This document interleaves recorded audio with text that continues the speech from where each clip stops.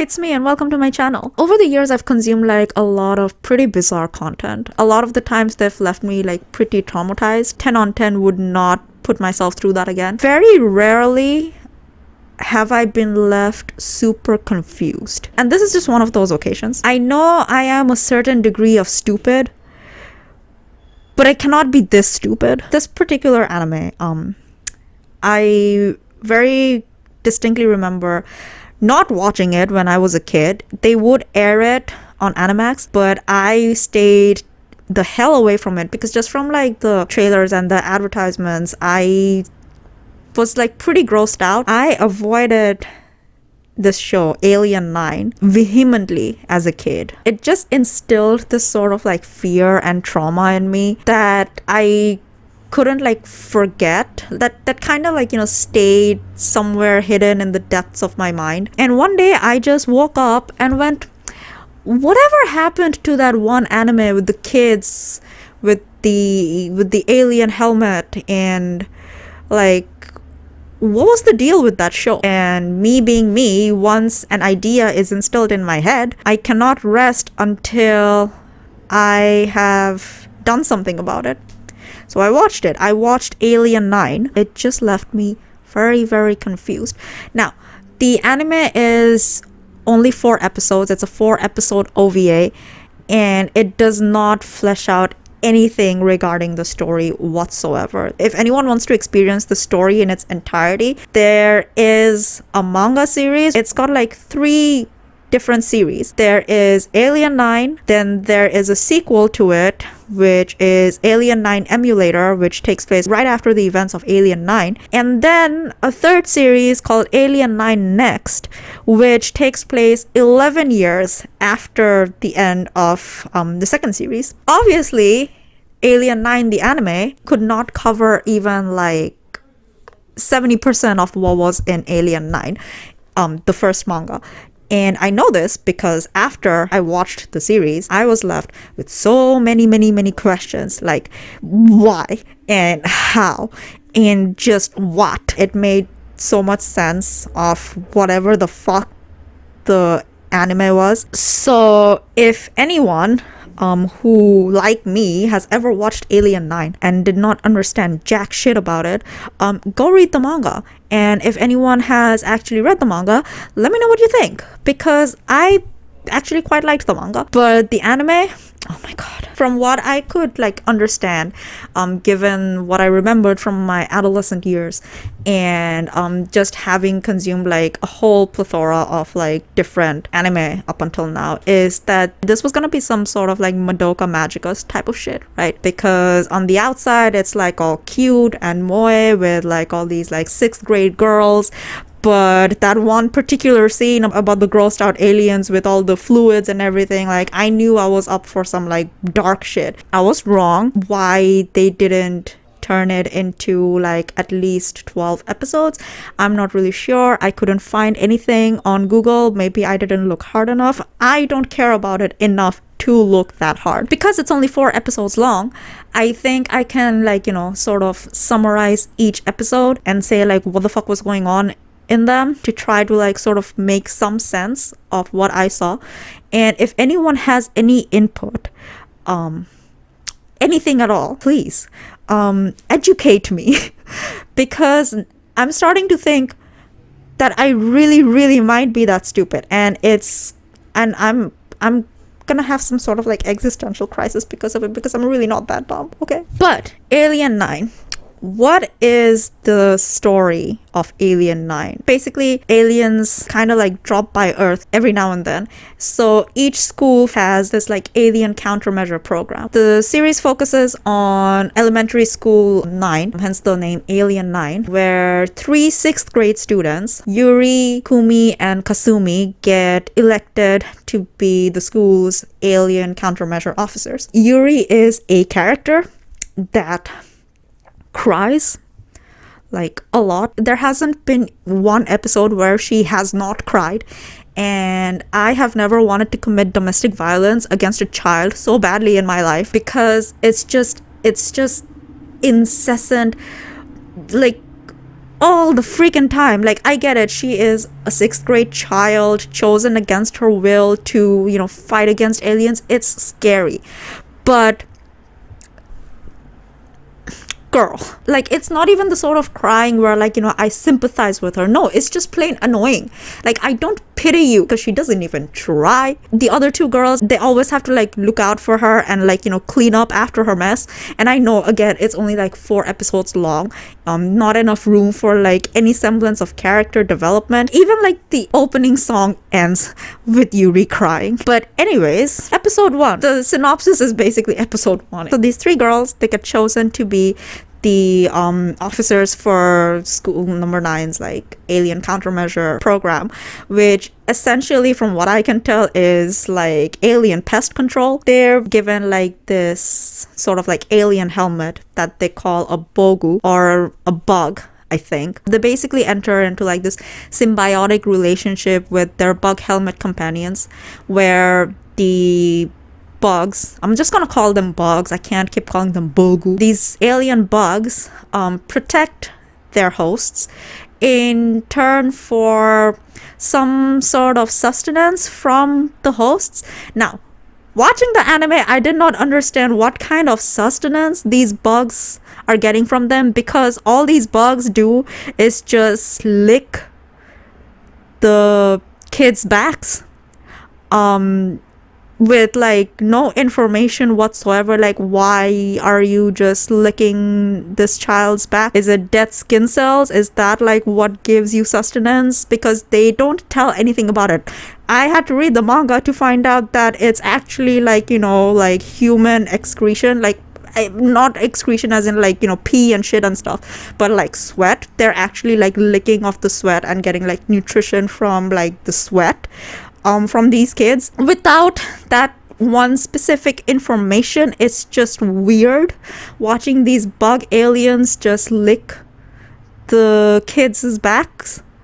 Maybe I have consumed too much in my time for my mind to go in the gutter, but it was just weird. Okay, like, I'm sorry, it was freaky. These bugs can basically they've got wings, and they can spread out their wings, and from their wings they kind of project these like sort of like metallic spiral like poles, and, you know, use them to like fight and stuff. Their guidance counselor, who is a hella sus woman, is Hisakawa sensei, who kind of apparently guides these students to fight, but I haven't seen her give them any training. Again, I had to read the manga to find out that all these aliens that the girls were fighting in these 4 episodes, well, at least like the first 2 episodes, were released by Miss Hisakawa to train them. I just thought they were randomly appearing out of nowhere, and every now and then Miss Hisakawa was talking to her superior about how, you know, they were planning to like release these aliens and stuff like that. So I was sitting there like a dumbass thinking she's the bad guy releasing aliens just for the hell of it, whereas in reality she was actually doing this to like help the girls train. Even if it is like 4 episode OVA, at the very least there should be like some hints of what the fuck is going on, just so that I can understand what the fuck is going on. But I will give it this, it did like confuse me enough to go searching for answers, which is why I read the manga. So maybe that was the intention this entire time. Oh, and also Miss Hisakawa, like on top of like releasing all these aliens after them, she's mega sus because her hair changes into those like drill like you know, spiral poles. So I'm like, is she an alien? Like, is this some grand scheme for like this particular alien species to like take over the world or something? Go read the manga to find out. This entire time I was just wondering, like, where are the police? Where is the government interference? Why are 6th grade kids having to run alien pest control? Episode 2. In episode 2, these other aliens, which are kind of like the bugs, but not really, they're like squid monsters. 3 boys find like these 3 like tentacle monsters and attach themselves to their heads because, I don't know, they're bored out of their minds or something. These kids, they all end up attacking Yuri for some reason, like first one by one, and then Yuri needs to get her ass saved every single time by either Kumi or Kasumi. Like, she can't do shit for shit. Kumi like, understandably, it seems like a little bit annoyed with her at first, but somehow or the other, she kind of warms up to her. I don't really know how. If I was Kumi, I would, like, let her die, because I cannot be going around risking my ass for someone who is such liability. Like, she doesn't even try. Like, she will shoot like one or two tranquilizer guns, she'll give up, and then she'll just start crying, and then miraculously someone will come in and save her. The bugs that they have on their heads, like the bug helmets, one of their characteristics is when the emotions of their hosts are very heightened, especially like, out of fear or panic, they go into like full like combat mode. So they go and end up like killing like everything that makes all the aliens that kind of makes their hosts afraid. We kind of find that out from like episode 1, because when Yuri's dumbass cannot handle one of the first aliens that they have to like go and capture, her bug ends up killing it because she got like so afraid, and her bug just went on like full on like protection mode. And then Miss Hisakawa was like, look man, all life is important, including the alien lives. Can you just like not kill them? Like, try to control your emotions a little bit. She does not. So in episode 2, first the tentacle boys, which sounds very bad, but the boys with the tentacle aliens on their heads, they attack Yuri one by one. But then later on, Miss Hisakawa is kind of like trying to toughen her up a little bit. So all these aliens that they end up capturing, they keep them in the school for some reason. Like, why are you not handing it out to the government? Or like, is there like a government agency or a department that like deals with like, aliens? Why aren't you giving it to them? Again, extremely confusing, and questions that I had from the anime. But like I said, they belonged to Miss Hisakawa. Like, they were given to her strictly so that she could use them to like train the girls. But they keep the aliens in like a storage shed, like as if they're like pet animals or something. And so Miss Hisakawa is like, Yuri girl, you need to toughen up. I am gonna send you by yourself to the storage sheds to feed the aliens, take care of them. And then she goes, and the tentacle boys come back, and all of them attack her, and they sort of end up like killing her symbiotic bug, like impaling the shit out of it. And her symbiotic bug sheds itself, and there's like white hair all around, and the hair can kind of like turn itself into those like drill poles, and that kills all the other aliens around her, because Yuri's fear is just so heightened that her bug has gone like after death, even not after death, like I think like mid-death, like full like combat mode, and it kills all the aliens in the shed. It goes and kills both Kumi and Kasumi's bug companions as well, because she's afraid of them. And Kumi and Kasumi can somehow like feel Yuri's pain as well telepathically. Like, the bugs probably have like some sort of like telepathic connection to each other, which in turn kind of makes the hosts telepathically connected to each other or something. So when Yuri's fears are like fully out of whack, Kumi and Kasumi's fears are like they can feel her fear as well. And then Yuri just waltzes in, kills both of her bugs, goes to her friend, and then her bug, the one that was completely out of control on top of her head, just like dies. And that's it. That's episode 2. Episode 3 is a beach episode. Turns out Miss Hisakawa can kind of regenerate the dead bugs again. Like, it will take around a month for them to like fully develop, and using the remains of like the previous bugs, she can like help them retain their memories as well. So good thing is happening over the span of a month, because it's summer vacation time. Also, I forgot to mention this, but Kasumi is hella rich. Kumi, Kasumi, and Yuri, and one of Yuri's friend from like episode 1, her name is Miu. She is very unimportant. She's just there as the regular kid, whom I kind of thought was gonna die at some point of the series, and something would happen, like, because like I said, I was expecting this series to go like full Madoka Magica. It kind of did and also didn't, but we'll get to that. But anyways, the 4 girls, they go off to this private island and spend the entire of their summer vacation there. So they're having like these bonding moments, like they're going to the beach together, they're playing games, they're doing like tests of courage, like it's like bringing the girls closer together and stuff, right? And it is in this episode that my dumbass realized that there is some sort of like hidden message, like a point to this series. Because up until then, I was trying to figure out so hard, like, what is the point of Alien 9? Like, is this really just it? Is this just about these three girls with the aliens fighting against the aliens? Because even if it was just that, I wouldn't have complaints about it, because it's a very straightforward plot. Even if it was just basically three moe girls fighting aliens, I would be all over that. But it was just so confusing with like the dialogues and everything that was happening. And then there were like these dream sequences that Yuri was having, like about like being in a flower bed, and it was trying very hard to be like symbolic about something. I just couldn't figure out what that something was until episode 3, where they basically had to spell it out for me through this song that this show is about puberty. Minna, minna, alien. Minna, narunda alien. Date, minna, narunda mon. Mou kotomo wa sotsugyo. 体が変わる、大人に変わる、みんなエイリアン。 This is a show about what it means to be growing up and having all these changes in your life because of like puberty, the fear of becoming an adult, maybe even like late blooming because of all the flower beds.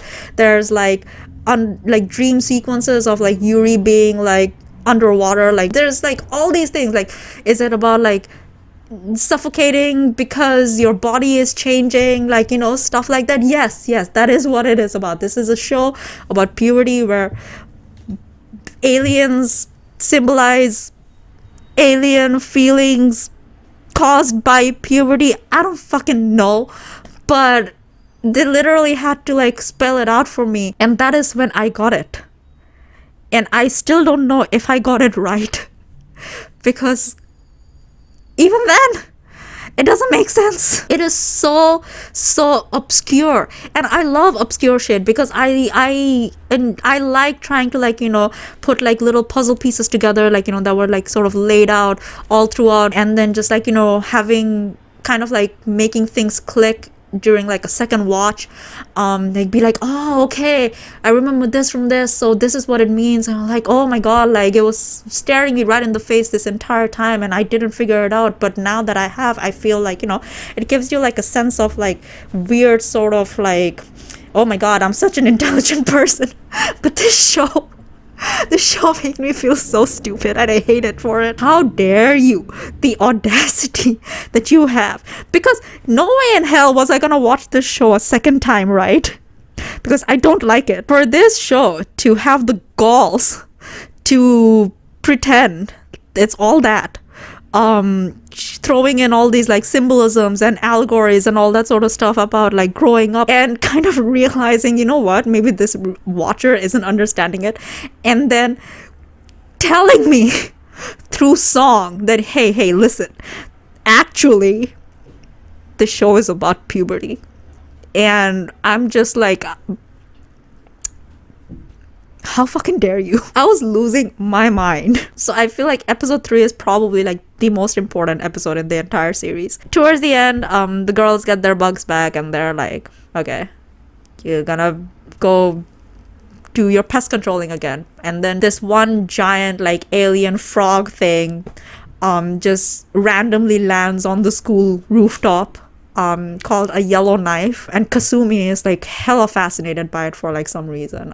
Well, the episode ends with her being completely eaten by a yellow knife, and I'm like, well, I guess that's a death. Episode 4 comes along and turns out that was in fact not a death, but episode 4 will have a death, and oh, I'll talk about that death. This was, I think, probably, at least in my opinion, the best episode, because it felt like, okay, this is the episode where things are actually gonna take off. Usually, like, you know, anime series, you know, you need to give it like at least like 2-3 episodes for it to actually, like, you know, get good. If things start to get good at the 4th episode of a 4-episode series, you're just gonna leave me like completely unsatisfied, wanting for more, because now either it's gonna end in some weird cliffhanger, or it's just gonna rush things and end things and nothing is gonna get answered. And somehow this episode ended up being a combination of both. Kasumi's been eaten by Yellowknife. The Yellowknife alien sort of has this thing where it kind of taps into the person who it has devoured their like most whatever it is that they fear most. And turns out Kasumi, her greatest fear is to be alone, like loneliness. And you could kind of like understand it a little bit, because she kept having like all these like flashback sort of scenes about her brother who like fucked off to America. I'm guessing because like, you know, his sister was like such an overachiever, he probably felt like very overshadowed by her presence. But she loved her brother, right? Like she's got like this like admiration. So when he left, she probably started feeling like really alone, but she's the sort of like cheerful girl who doesn't really let people know her feelings. The Yellowknife taps into that fear of hers and has this ability to make other people around it experience that same fear. So when Miss Hisakawa and Kumi and Yuri like, you know, go to get Kasumi back because she's like very much alive inside, it kind of overwhelms them with Kasumi's fear, and eventually like, you know, Kumi's bug helps her break out of it. Yuri needs to go get her ass saved again, as always. So Kumi saves her, yada yada yada stuff happens. They end up saving Kasumi, and Yellowknife is dead. Here's the thing, so Kumi's bug kind of sort of got like a little injured during this whole debacle because Kasumi almost like sort of killed Kumi. Then towards the end of the series, the OVA series, not the manga series, but towards the end of the OVA series, Kumi dies. Kumi gets killed off screen while the ending theme song is playing in the final episode. Something kills her. We don't get to see it. There's no resolution to it. Like, she's just dead. That's how it ends. Her bug is like hella overwhelmed because it couldn't be there to like protect her. And that's it. That's how the OVA ends. Kumi's dead. Now, she's not actually dead. Ooh, manga spoilers, by the way. But for all intents and purposes, if you don't read the manga, she's dead. That's how they end the series. One of the main 3 characters just died off screen during the ending theme of the final episode of a 4-episode series. And believe me when I said I raged, because I have spent an hour and 20 minutes, right, watching this show very reluctantly, because I honestly didn't want to watch it. But like I said, once an idea gets implanted in my head, I have to go through with it. So I watched it, and I was not having a good time watching it because I was just so confused. Like, what the fuck is going on? And then I kind of figure out, well, I don't figure it out because I'm going through something now, you know, coming to terms with my own stupidity. But they tell me that this show is about like growing up and puberty. The series was just pain. Alien 9, the series, is not a bad series.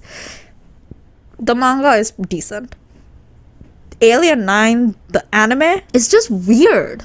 Like, it's not terrible, it's not bad, it's just confusing and just plain old whack. There were like scenes that was kind of like very off-putting. Like I said, I couldn't watch the show when I was a kid because I was just so severely grossed out by it. So it does make like some sort of an impact. I'm not gonna sit here and say like, you know, don't go and watch Alien 9. Watch Alien 9. It's an experience. Whether or not it ends up being a good experience or a bad experience will be completely up to the viewer, obviously. I just wanted to talk about it because I want it to make sense. And I'm hoping, like, you know, somewhere in the YouTube sphere, there will be one person who agrees with me. So, that was it. I just want validation Like, someone tell me I'm not that dumb. That's all I'm asking for from this video. Just like, be like, hey, it's not your fault. I too experienced the same level of stupid while watching it. That's all I'm asking for. So just, if there's anyone out there, please please validate my emotions right now.